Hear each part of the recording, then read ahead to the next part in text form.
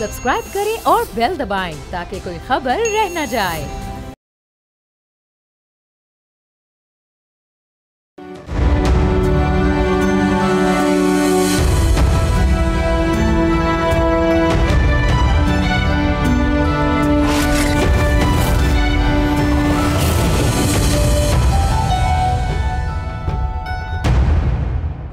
तनाज़ात के साए में आज खैबर पख्तूनख्वा असम्बली ने सुहेल आफरीदी को सूबे का नया वज़ीर आला मुंतखब कर लिया है।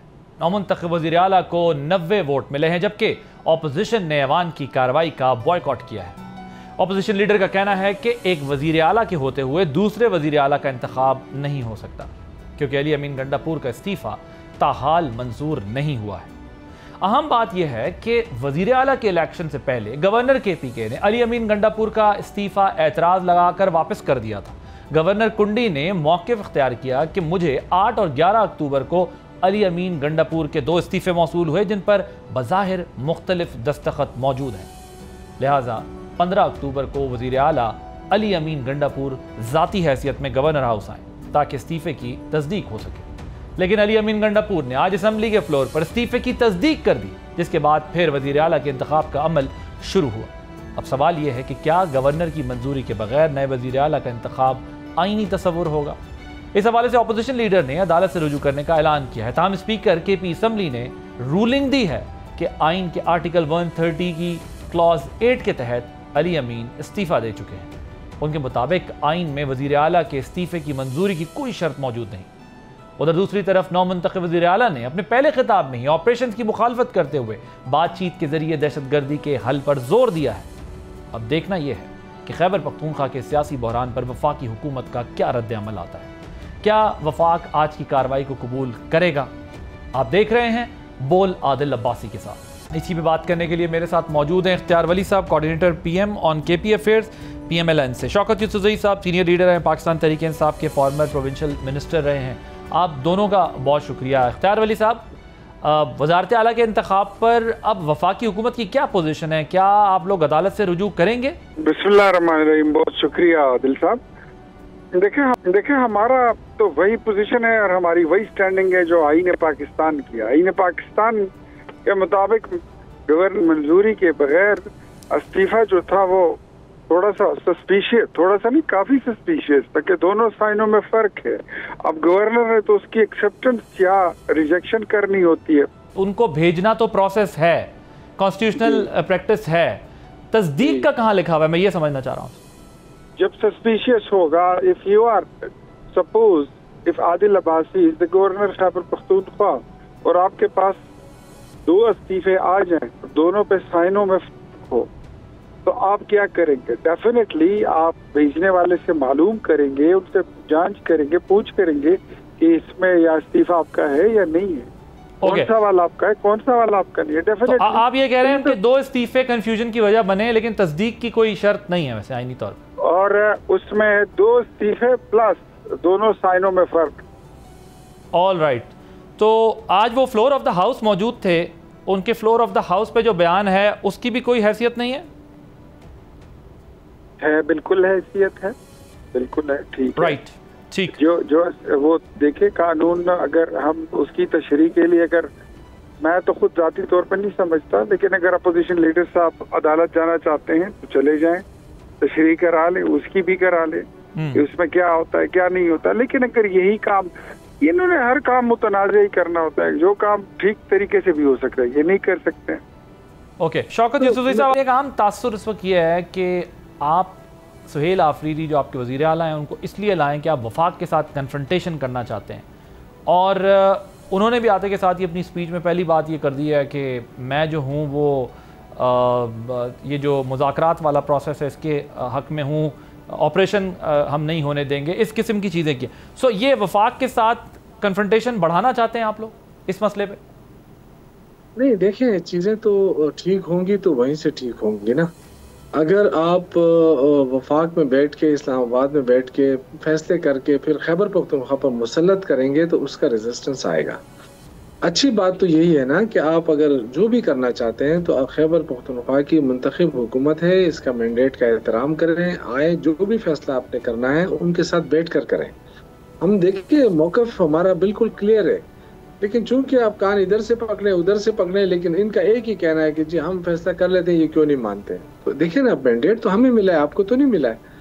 तो अगर आप दहशतगर्दी को खत्म करना चाहते हैं, फिर भी आके आ जाएं, बैठ जाएं हमारे साथ। चले मैं इसका जवाब देता हूँ। सर वली साहब वो कहते हैं मैंडेट हमारे पास है और आप हमसे बात करें, चाहे आप ऑपरेशन करना चाहते हैं, चाहे आप बातचीत करना चाहते हैं, चाहे आप कुछ भी करना चाहते हैं, हमसे बात करें, हमसे आकर बात करें, मैंडेट लें, हमसे जो है वो सपोर्ट लें, तब जाके आपको इकदाम उठाएं, अदरवाइज आप अपने यकतरफा फैसला नहीं कर सकते। जी सबसे पहले मैंडेट की बात अगर मैं करूँ तो जो कुछ सही साहब का जो मैंडेट है पीटीआई का, उसको किसने तस्लीम किया है?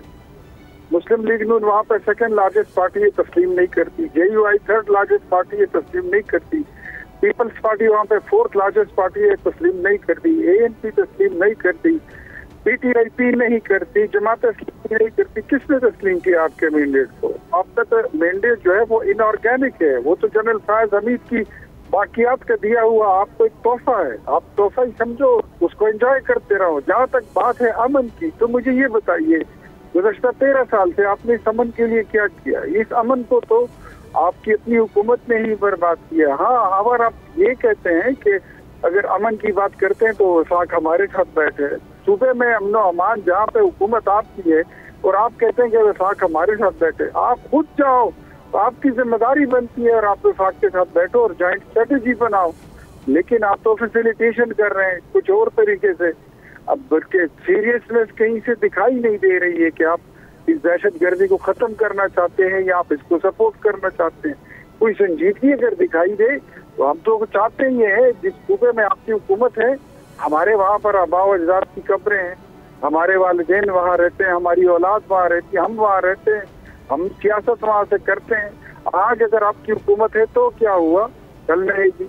हुकूमतें आती हैं जाती हैं चली जाती हैं, आपसे पहले भी बड़ी हुकूमतें आई और मैं गुज़श्ता 30-35 साल तो हुकूमतों को बनते देखते टूटते आते जाते तो मैं देख आप इनसे क्या चाहते हैं बेसिकली? कयामत आपकी हुकूमत आपकी रहेगी नहीं, ऐसी बात तो है ही नहीं। तो ऐसे ना सोचें कि मतलब आपकी हुकूमत आ गई है तो आप सूबे के जाओ सफेद के और मालो जर के आप मालिक हो गए। इसका हरगिज मकसद ये नहीं है। आप अपनी आईनी जिम्मेदारी पूरी करें, वो नहीं पूरी कर रहे। बैड गवर्नेंस आपका मुंह चिढ़ा रही है, जो माली करप्शन के किस्से आपका मुंह चिढ़ा रही है, दहशतगर्दी आपके सर पे मंडला रही है, आपकी सिरे से कहीं पे कमांड एंड कंट्रोल है ही नहीं। तो आप क्या कह रहे हैं दहशतगर्दी वाले मसले को? इख्तियार वली साहब आप कह रहे हैं कि दहशतगर्दी वाले मसले को क्या पीटीआई बार्गेनिंग चिप के तौर पे इस्तेमाल कर रही? एग्जैक्टली, और क्या ये they are using it like. चलो मैं इसका जवाब लेता हूँ। शौकत यूसुफज़ई साहब, तो हिसाब से देखिए आदिल, अगर ये लोग सीरियस होते तो यहाँ पर क्या ये काउंटर इसको नहीं कर सकते? बिल्कुल कर सकते, लेकिन इन्होंने किया ही नहीं। अब ये चले, आपने अपना आईनी गैर आईनी बल्कि एक नॉन कस्टम पेड वजीर आला आपने बना ही लिया, तो चले आपको मुबारक हो। अब देखते हैं कि आप नॉन कस्टम पेड से क्या मुराद? नॉन कस्टम पेड यही के जिससे आईनी तकाजे पूरे ना किए जाएं इस्तीफे के, और एक सूबे के बैक वक्त एक वजीर आला के ऊपर जिस तरह एक निकाह के ऊपर दूसरा निकाह नहीं होता, इसी तरह एक वजीर आला के होते हुए उसका इस्तीफा कबूल ना हो और दूसरा वजीर आला आप ले आए तो वो नॉन कस्टम पेड ही कहलाता है। अब आ ही गया है तो अपनी जिम्मेदारियां पूरी सर, लेकिन जिनकी तलाक हुई है वो तो बता रहे हैं ना बैठ के कि हमारी तलाक हो गई है भाई, अब निकाह कर लें आप जाके। अब तो ये निकाह दोबारा होगा। अच्छा, आप कह रहे हैं वजीर आला का इंतखाब दोबारा होगा? निकाह भी दोबारा होना चाहिए, तो शायद हलाले की भी तकाजे हो। नहीं, वो तो हलाला और बात हो गई ना सर। ये बताएं क्या वजीर आला का इंतखाब दोबारा होगा?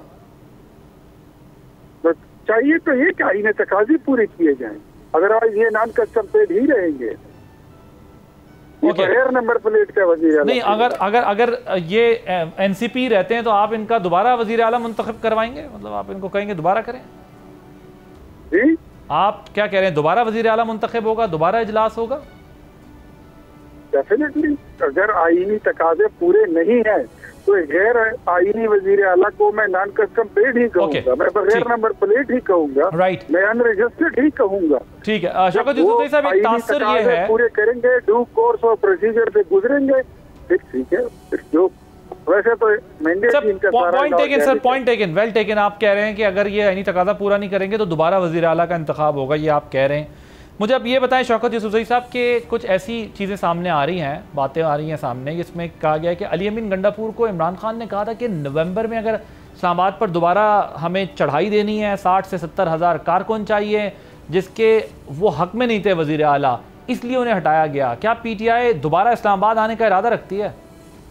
ये तो अली अमीन गंडापुर साहब भी बता सकते हैं, क्योंकि मेरे इल्म में तो ऐसी कोई बात अच्छा, नहीं है। आपके इल्म में ऐसी कोई बात है कि इस्लामाबाद ये वज़ीर आला भी आने का इरादा रखते हैं पिछले वज़राए आला की तरह?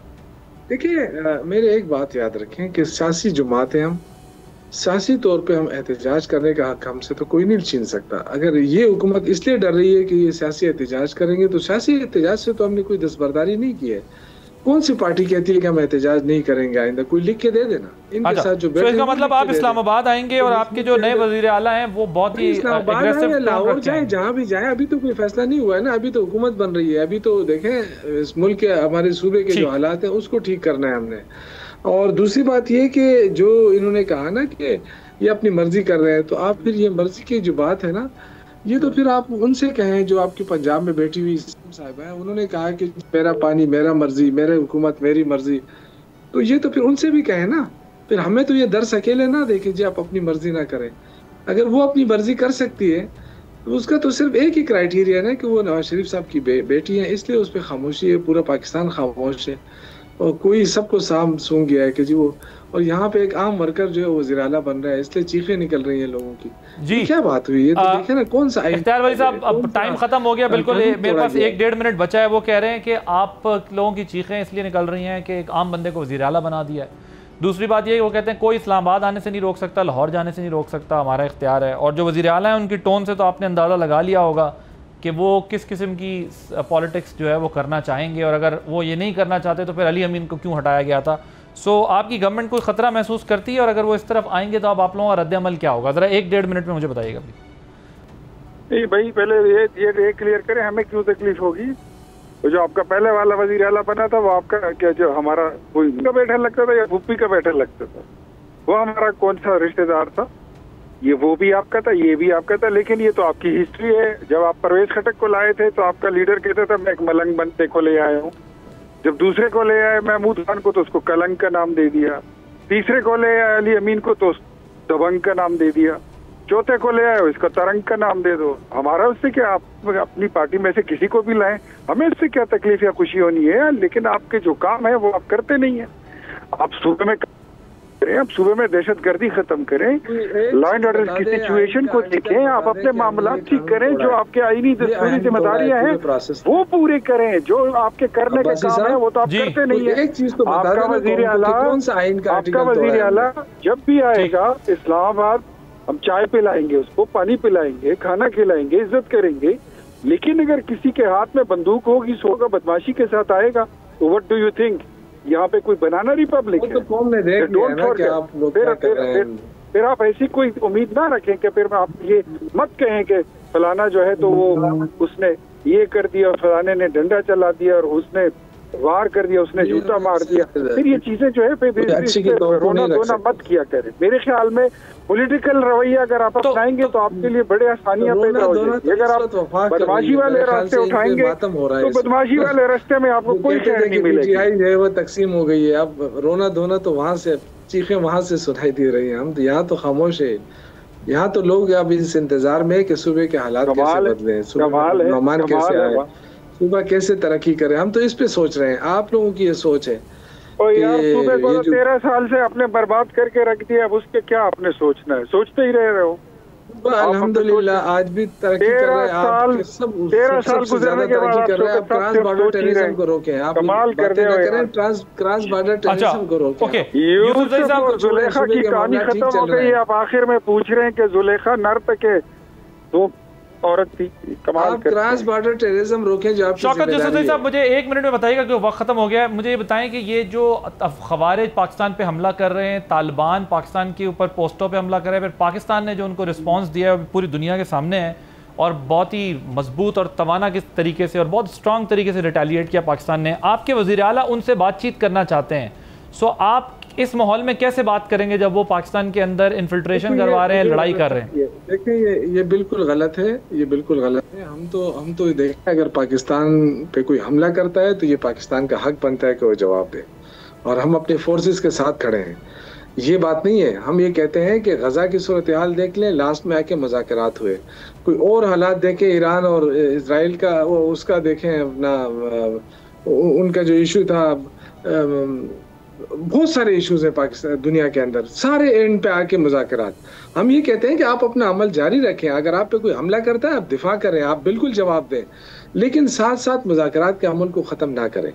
अफगानिस्तान हमारा हमसाया है, हमने किसी TTP और किसी उसका नाम नहीं लिया। हम कहते हैं कि हम मुज़ाकरात का अमल, हुकूमत अफगानिस्तान की बात हम कर रहे हैं, ओके, अफगान हुकूमत की बात कर रहे हैं। और वो मुज़ाकरात अगर आप नहीं करेंगे तो सोल्यूशन क्या होगा? आप तो देखें ना, इंडिया के साथ जब हमला हुआ, इंडिया ने हमला किया तो 3 दिन हम भी रुके रहे ना कि मुज़ाकरात हो रहे हैं, लेकिन जब नहीं हुए तो भरपूर जवाब दिया और हमने पूरी कौम उनके साथ खड़ी रही। हम आज भी अपने फोर्सेस के साथ। तो सर यहाँ भी तो 4 साल से 4 साल से मुज़ाकरात ही किए जा रहे हैं ना, उनसे बात कर रहे हैं, बार बार तालिबान को बता रहे हैं कि आप इनको रोकें, TTP को रोकें। पाकिस्तान ने 4 साल तक इंतजार ही किया है ना। यहाँ तो आप 3 दिन की मिसाल दे रहे हैं, इंडिया के साथ 4 साल पाकिस्तान ने इंतजार किया है। दूसरी चीज ये भी है कि आपके ऊपर अगर वो हमला करें तो आप उसके बाद उनको क्या कहेंगे? आप हमसे मुज़ाकरात कर लें भाई, आपकी मेहरबानी होगी। मैं हक में हूं कि अगर वो हमला करेंगे तो जवाब दिया जाए, मैं बिल्कुल उसके हक में। लेकिन साथ में लेकिन इसमें अप्रिशिएट करता हूं। हाँ, इसमें मगर एक मसला है ना सर, ये बात ठीक है कि हर मसले का हर डायलॉग है, मगर ये भी कहीं नहीं है कि आप अगर डायलॉग ना हो रहा हो और आपकी ना सुनी जा रही हो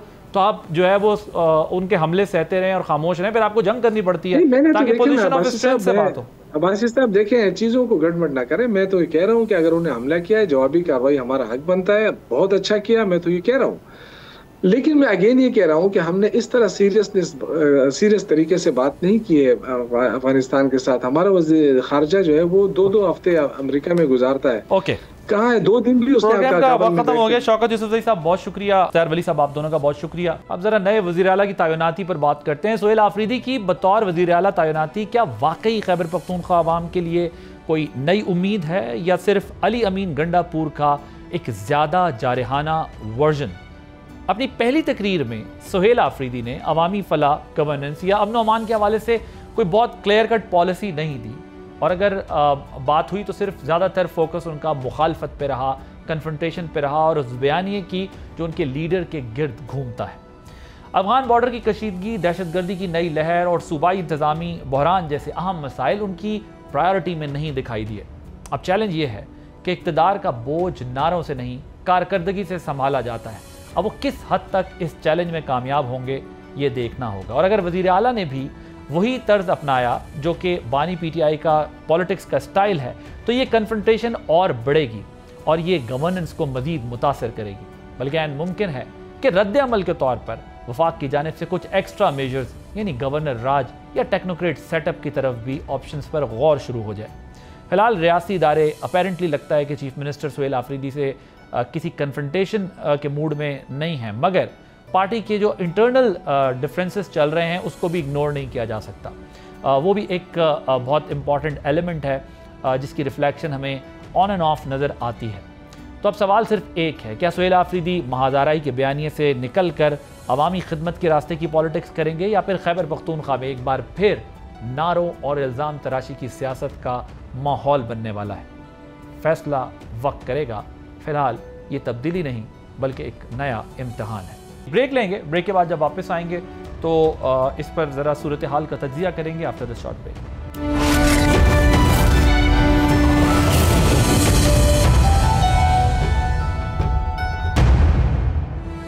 वेलकम बैक। पाकिस्तान ने अफगान जारियत का मुंह तोड़ जवाब देते हुए वाज़ेह किया है कि पाकिस्तान खित्ते में अमन का ख्वाहां ज़रूर है, मगर अपनी सरजमीन और अपने शहरियों के तहफ़्फ़ुज़ के मामले में किसी किस्म की नरमी या गफलत बर्दाश्त नहीं करेगा। दुश्मन की हर जारियत का जवाब मौसर, बर वक्त और भरपूर अंदाज में दिया जाएगा। इस इशू पर हम बात करेंगे और हमारे साथ मौजूद होंगे फॉर्मर एम्बेसडर मसूद खालिद साहब और अहमद हसन अरबी, एक्सपर्ट ऑन इंटरनेशनल अफेयर्स। आप दोनों का बहुत शुक्रिया।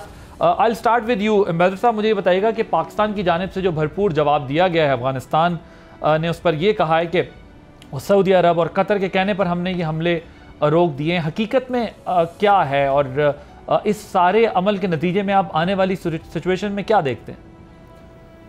शुक्रिया। देखिए, एक तो पहली बात यह है कि यूएन चार्टर का जो आर्टिकल 51 है वो हमें ये राइट देता है कि हम सेल्फ डिफेंस में इस किस्म की जो जारियत होती है उसका जवाब दें। तो हमने यानी कि ये प्रोवोकेशन आफ्टर प्रोवोकेशन हो रही है वहाँ अफगानिस्तान सॉइल से, और हमने तहम्मुल का मुजाहरा किया। हमने बार बार ये कहा कि देखिए, हम ये चाहते हैं कि अफगान गवर्नमेंट जो है, तालिबान गवर्नमेंट जो है वहाँ पर, वो इस दखल अंदाजी को रोके, और जो ये सबोटाज हो रहा है, सबवर्शन हो रहा है, और जो प्रॉक्सीज जो हैं वो अफगान सॉइल को इस्तेमाल कर रही हैं, तो उसको रोका जाए। तो बार बार ये कहा गया, बार बार हाईएस्ट लेवल पे ये पैगाम दिया गया। अब इसके बाद भी हमने ये देखा कि परसों उन्होंने एक जहारियत का मुजाहरा किया और हमारी पोस्टों के ऊपर, हमारी टेरिटरी के ऊपर हमला किया। तो जाहिर बात है फिर जवाब तो बनता था, और हमने उसका भरपूर जवाब दिया। और काफ़ी उनके यहाँ जो रिपोर्ट्स आई हैं, काफ़ी तबाही हुई है उनकी पोस्टों की। काफ़ी लोग उनके जो हैं वो तालिबान और टीटीपी और दीज काइंड ऑफ एलिमेंट्स वो क्रिएटिंग प्रॉब्लम्स फॉर अस, वो मारे गए हैं। 200 के करीब शायद उनकी फिगर है। तो बिल्कुल ये सही है जी। अब ये है कि कतर ने ये कहा, जाहिर बात है ये बरादराना ममालिक हैं, इनके साथ हमारे भी ताल्लुकात हैं और उनके भी हैं ताल्लुकात। तो कोई भी समझदार मुल्क और दोस्त मुल्क ये नहीं चाहेगा कि इस खित्ते में जो है अमन को ख़तरा हो। तो सऊदी अरब ने, कतर ने, सब ने ये कहा कि देखिए आप तहम्मुल का मुजाहरा करें। और वो मैसेज जो था वो पाकिस्तान के लिए जो था तो था, लेकिन वो उस मैसेज जो था वो उनके लिए, जिन्होंने जहारियत का आगाज़ किया उनके लिए था।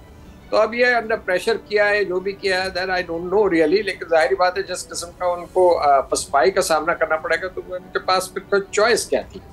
यही करना था ना कि वो सीज फायर ही करनी थी, या अपने जो उसको जारियत थी उसको रोकना था, और तो कोई चॉइस नहीं थी। ठीक।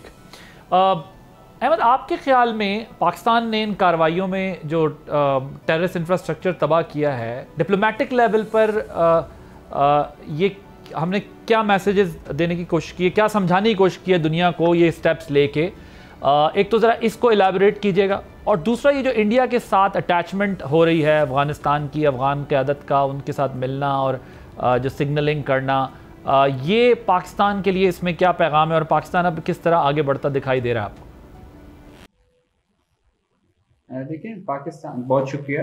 देखिए पाकिस्तान का जो सिंगल पॉइंट एजेंडा अफगानिस्तान के साथ बोन ऑफ कंटेंशन है, वो सिर्फ और सिर्फ एक बात के ऊपर है, और वो फितना अल खवारिज है। और पाकिस्तान पिछले 20 साल से, और specially for the past 3 years, जब से ये अफगान तालिबान की गवर्नमेंट और उन 3-4 साल से जब ये हुकूमत में आए हैं, तो उस वक्त से पाकिस्तान इनको कह रहा है कि हम टीटीपी जो दहशतगर्दी अफगानिस्तान से पाकिस्तान में आ रही है, पाकिस्तान इसको बर्दाश्त नहीं करेगा, पाकिस्तान इसको अफोर्ड नहीं कर सकता। और उसकी वजह है, पाकिस्तान में जितनी भी अभी तक 70 सालों में जंगें हुई हैं, उन जंगों की आप कैजुअलिटीज को कंबाइन कर लें और उसका आप कंपैरिजन करें पिछले 20 साल से जो टीटीपी यानी फितना अल खवारिज के थ्रू पाकिस्तान के अंदर कैजुअलिटीज और शहादतें हुई हैं, और जिस तरह की सफाक दहशतगर्दी इन्होंने की है, चाहे वो एपीएस का अटैक हो या चाहे पूरे पाकिस्तान के अंदर सुसाइड बॉम्बिंग हो। तो पाकिस्तान की एक जस्ट डिमांड है अफगान तालिबान से कि आप अपनी सरजमीन को दहशतगर्दी के लिए इस्तेमाल होने से रोकें। एम्बेसडर साहब ने क्लियरली वो जो आर्टिकल 51 का रेफरेंस दिया, यूनाइटेड नेशन का जो चार्टर है, उसमें भी पाकिस्तान के पास राइट ऑफ सेल्फ डिफेंस है। और दूसरा, एक इंटरनेशनल लॉ का एक अंडरस्टैंडिंग होती है जिसको द प्रिंसिपल ऑफ अनएबल और अनविलिंग कहते हैं। उस प्रिंसिपल के अकॉर्डिंग अफगान तालिबान उस शराइत पे भी पूरा उतरते हैं कि ना वो विलिंग है अपने मुल्क में दहशतगर्दी को रोकने के लिए, ना उनमें कैपेसिटी है। और इस सिचुएशन में इंटरनेशनल लॉ, यूएन चार्टर जो है, वो जो मुल्क सफर कर रहा होता है, विक्टिम होता है दहशतगर्दी का, उसको इजाजत देता है कि वो अपने आप को सेव करने के लिए, अपने शहरियों को, मासूम अवाम को दहशतगर्दी से बचाने के लिए जो मैयर्स रिक्वायर्ड हो वो उठाए। तो पाकिस्तान ने इस वक्त पूरी दुनिया को, डिप्लोमेटिक कम्युनिटी को ये क्लियर मैसेज दिया है कि दहशतगर्दी के खिलाफ पाकिस्तान का क्लियर स्टैंड है। और हम स्पेशली जब हमारे वेस्टर्न बॉर्डर के ऊपर, ईस्टर्न बॉर्डर, दोनों बॉर्डर्स के ऊपर इतना ज़्यादा टर्मोइल और इतना ज़्यादा हमारे ऊपर प्रेशर क्रिएट करने की कोशिश की जा रही है, तो पाकिस्तान हर हद तक जाएगा अफगानिस्तान से आने वाली दहशतगर्दी को रोकने के लिए। And to answer your second question, India वाली जो बात है, देखें इंडिया के नज़दीक अफगान तालिबान की सिर्फ और सिर्फ एक हैसियत है, एक वैल्यू है, और वो ये है कि वो पाकिस्तान के साथ 3000 किलोमीटर का बॉर्डर शेयर करते हैं। इसके अलावा वो कुछ भी नहीं कर सकते, उसके इसके अलावा कोई भी वैल्यू नहीं है इंडिया के नज़दीक अफगान तालिबान। सो उसी बॉर्डर को, उसी रिफ्ट को एक्सप्लॉइट करने के लिए उन्होंने अफगान तालिबान को बुलाया। और मैं हैरान होता हूँ अफगान तालिबान की डिप्लोमेसी और अंडरस्टैंडिंग के ऊपर कि तारीख, ये जो फॉरेन मिनिस्टर इंडिया में गए हैं, तारीख इनको कैसे नोट डाउन करेगी कि ये भारत के अंदर बैठ के अपने ही मुसलमान भाई मुल्क के खिलाफ स्टेटमेंट्स दे रहे हैं, और वो भी भारत में बैठ के। सो ये एक डिप्लोमेटिक ब्लंडर है अफगानिस्तान की तरफ से कि उनको थोड़े से पैसों के लालच में वो भारत चले गए और पूरी जो मुस्लिम दुनिया है उससे कट के इन्होंने अपनी एक फॉरेन पॉलिसी टो करने की कोशिश की, जिसका इन्हें बहुत शदीद नुकसान होगा। एम्बेसडर साहब, हमें अपेरेंटली ऐसा लगा मुत्तकी साहब के भारत जाने की इत्तलात आई और जब वो उनके ऊपर से जो एम्बार्गो था, जो सैंक्शन था, वो हटा, तो पाकिस्तान ने कोई बहुत ज़्यादा उस पर रिएक्ट नहीं किया। लेकिन ये जो कुछ उस रात हुआ जब वो वहाँ मौजूद थे, जिस तरह भी अहमद भी बात कर रहे थे कि काफ़ी हैरान कुन था कि वहाँ से पाकिस्तान के ख़िलाफ़ बयानात या पाकिस्तान के कॉन्टेक्स्ट में गुफ्तगू होना और फिर ये सब कुछ होना। तो आपको लगता है कि इस सारे प्रोसेस में जो कुछ अभी जितना डैमेज हुआ है, पाकिस्तान ने जितना उनको इंजर किया है, इस कॉन्टेक्स्ट में हम आगे नियर फ्यूचर में बढ़ रहे हैं, एक, और दूसरा क्या ये जो चीन, ईरान और सेंट्रल एशियन कंट्रीज हैं वो भी इसमें कोई रोल प्ले कर सकती है? देखिए, दो तीन चीज़ें हैं। पहली बात तो ये कि देखिए, ये तो पाकिस्तान का मौक़िफ़ बिल्कुल सही है कि वो अफगानिस्तान का अपना फैसला है, जिससे वो दोस्ती रखे और जाना चाहें, ठीक है, बिल्कुल, उस पर तो हमें कोई एतराज़ नहीं है। लेकिन इस पर ज़रूर हमें एतराज़ है कि उनकी सॉइल जो है वो प्रॉक्सी जो है, इंडिया स्पॉन्सर्ड प्रॉक्सी जो इस्तेमाल कर रहे हैं पाकिस्तान के खिलाफ, और इसका एक कंसिस्टेंट पैटर्न है और इसका एक एविडेंस भी है। दूसरी बात यह है कि ये सिर्फ पाकिस्तान नहीं कह रहा, मैंने आर्टिकल 51 का हवाला दिया चार्टर का, तो पाकिस्तान को ये राइट है। नंबर 2, सिर्फ पाकिस्तान नहीं कह रहा कि वहाँ से दखल अंदाजी हो रही है। UN मॉनिटरिंग टीम जो है सिक्योरिटी काउंसिल की, उन्होंने अपनी रिपोर्ट चंद महीने पहले जो इशू की, उसमें ये कहा कि TTP जो है वो they are gathering strength there, और उनका एक नेक्सस है वहाँ पर। इसके अलावा और भी मिलिटेंट ऑर्गेनाइजेशन है, तो ये सिर्फ पाकिस्तान नहीं कह रहा, ये UN सिक्योरिटी काउंसिल भी कह रही है। तीसरी बात जो ये है कि ये जो रीजनल कंट्रीज हैं बाकी, उनका भी कंसर्न है कि अफगानिस्तान की सॉइल, अभी जो मीटिंग हुई मॉस्को में, उन्होंने क्या कहा, उन्होंने यही कहा कि देखिए अफगानिस्तान की सॉइल जो है हमारे खिलाफ भी इस्तेमाल हो रही है, यानी कि वहाँ पर ETIM भी है, वहाँ पर ISIS भी है, उज़्बेकिस्तान वाली लोग भी बैठे हुए हैं, तो ये सारे अलकायदा भी है। तो इस तरह तो नहीं चल सकता ना। ये तो जो दोहा एग्रीमेंट हुआ था उसमें भी कमिटमेंट्स थी जो कि पूरी नहीं हो रही। चौथी बात ये है जनाब कि इंडिया में जाकर वहाँ का प्लेटफॉर्म इस्तेमाल करके पाकिस्तान के खिलाफ जो है ये बातें की गई, ज़ाहिरी बातें तकलीफदेह भी हैं, और उससे ये भी जाहिर होता है कि हमारे अफगान भाई जो हैं, हमने जो उनको यानी कि मदद की हमेशा, और अभी भी हम कर रहे हैं, ट्रांजिट ट्रेड यहाँ से होती है, उसका भी उन्होंने कोई पास नहीं किया। तो ये बड़ी अफसोस की बात है। अच्छा, इससे आगे जो चले ज़रा, अब वो जो जॉइंट स्टेटमेंट इशू हुआ है, जो मुश्तरका उनका ऐलान है, उसमें कश्मीर के ऊपर उन्होंने ये कह दिया कि इंडिया का हिस्सा है। तो ये इस तरह की बातें जो हैं, ये तो वाकई में डिप्लोमेसी नहीं है, ये तो इंडिया के हाथ में खेलने वाली बात है। तो बाकी ये कि पाकिस्तान ने सेंसिटाइज किया है इंटरनेशनल कम्युनिटी को। हम इस वक्त जो है यूनाइटेड नेशंस में नॉन परमानेंट मेंबर हैं सिक्योरिटी काउंसिल के 2 साल के लिए, और from time to time whenever this issue is raised in Afghanistan, हमारे परमानेंट रिप्रेजेंटेटिव, हमारा मिशन या फॉरेन ऑफिस और बाकी जो है हमारे प्राइम मिनिस्टर ऑफिस वगैरह, वो इस चीज़ पे अपना मौक़िफ़ बिल्कुल क्लियरली कन्वे करते हैं। तो देखिए, ये जो चीज़ है ना, हम अफगानिस्तान से अमन चाहते हैं, अफगानिस्तान से हमारे बड़े पुराने तारीख़ी ताल्लुकात हैं। और ये देखिए, हमारा जो ISPR का स्टेटमेंट आया उसमें उन्होंने क्लियरली कहा कि ये जो हमने एक्शन लिया है ये अफगान अवाम के खिलाफ नहीं है, हमने उन ठिकानों को टारगेट किया है जहाँ जो कि सवाल हो रहे हैं हमारे खिलाफ हमले के लिए। तो बात यह है कि पाकिस्तान तो यानी कि ये it doesn't make sense for Pakistan to have an unstable Afghanistan. हम तो जियो इकोनॉमिक्स की बात कर रहे हैं, हम तो कनेक्टिविटी की बात कर रहे हैं, हम तो CPEC को अफगानिस्तान में एक्सटेंड करने की बात कर रहे हैं। तो ये किस तरह हमारे इंटरेस्ट में है कि अफगानिस्तान के साथ जो है हमारी हॉस्टिलिटीज शुरू हो जाए, जबकि हमारे ईस्टर्न बॉर्डर जो है वो भी वॉलेटाइल है। तो हम तो अमन चाहते हैं, हम अमन के साथ, और हम इस सिलसिले में बातचीत के लिए भी तैयार है, लेकिन बातचीत वो हो जिसका कोई नतीजा निकले। पहले भी देखिए, इनके साथ TTP के साथ हमने कितने अकॉर्ड्स किए, उस पर भी अमल नहीं हुआ। आप देख लें, पिछले 10-20 सालों में देख लें, 15 सालों में कितने अकॉर्ड्स हुए मुख्तलिफ मराइल पे, और उस पर अमल नहीं होता। फिर अफगान तालिबान की जो कमिटमेंट है वो बड़ी लैकलस्टर है। तो इस तरह तो चीज़ें नहीं चल सकती हैं। पाकिस्तान, जाहिर बात है, पाकिस्तान का मौक़िफ़ बिल्कुल सही है और हम हक बचाने में इस किस्म का एक्शन लेने में, और अगर ऑब्वियसली फ्यूचर में भी कोई बात होगी तो हम we will retaliate and we respond very strongly. अब बात यह है कि जहाँ तक इंटरनेशनल ओपिनियन है वो अभी आप देख लीजिएगा कि ये कल का ही वाक़या है, कल परसों का ही, तो अब इसके ऊपर जो इंटरनेशनल कमेंट्री आएगी उसमें भी यही कहा जाएगा कि अफगान सॉइल जो है वो इस्तेमाल हो रही है। इसमें कोई पाकिस्तान का इस वक्त ताल्लुकात को ख़राब करना अफगानिस्तान के साथ, इसमें हमारा कोई अल्टीरियर मोटिव नहीं है। राइट। अहमद, ये जो भी एम्बेसडर साहब भी बात कर रहे हैं, एक तो ये है कि अवाम की, पाकिस्तान ने बात की इंडिपेंडेंस की और उन्होंने कहा कि वो गवर्नमेंट जो रिप्रेजेंटेटिव हो अफ़गान्स की, अफ़गानिस्तान को रिप्रेजेंट करती हो। सो अब पाकिस्तान जिस कॉन्टेक्स्ट में देख रहे हैं वो हम उसको ज़रा तालिबान रजीम समझ के डील कर रहे हैं। सो वो जो उनकी रिकग्निशन का मामला है, वो जो उनकी आइसोलेशन है इंटरनेशनल फ्रंट पर, इस किस्म के वाक़यात से क्या उनको अफ़गानिस्तान को अब मुश्किलात का सामना होगा आपके ख्याल में? गवर्नमेंट भी इंटरिम कवर्ड इनके लिए इस्तेमाल होता है, और इंटरिम भी जिन कंडीशंस के ऊपर ये इन्होंने बनाई थी वो कंडीशंस भी अब जो हैं वो ख़त्म हो चुकी हैं काफ़ी अर्से से, और इसकी legitimacy in itself according to the international jurist वो क्वेश्चन में है ऑलरेडी।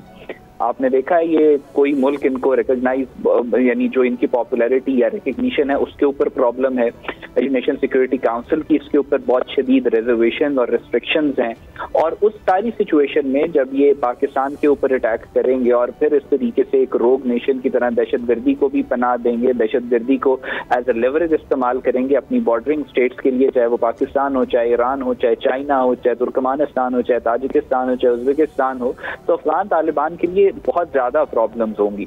ना इकोनॉमिकली ये वायबल कंट्री है, ना कल्चरली ये इतने स्ट्रेंथेंड है कि ये दुनिया के अंदर वर्ल्ड कल्चर या सिविलाइजेशन के अंदर कंट्रीब्यूट कर रहे हो, ना इकोनॉमिकली इतनी ट्रेड के एतबार से दुनिया में इतना कंट्रीब्यूट कर रहे हैं। तो जाहिर है इनके लिए प्रॉब्लम्स जो हैं वो बहुत ज्यादा इंक्रीज होंगी।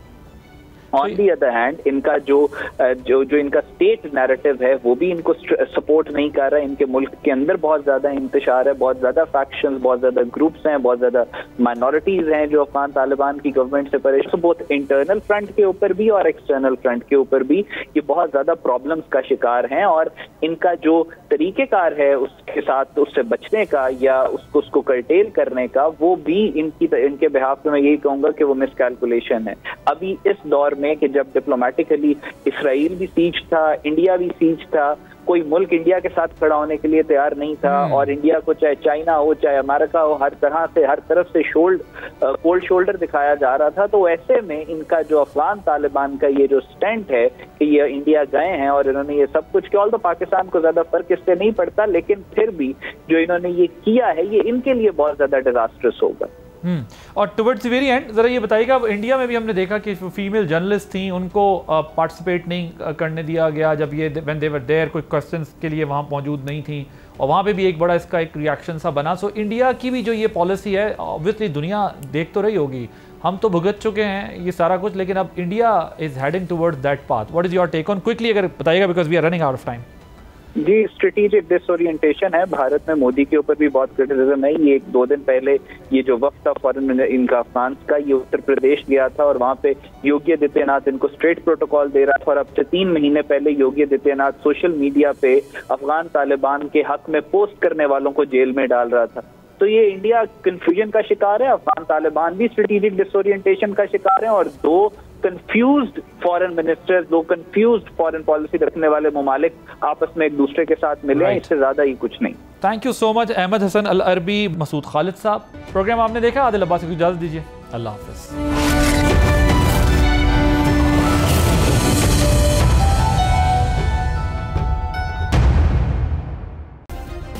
सब्सक्राइब करें और बेल दबाएं ताकि कोई खबर रह न जाए।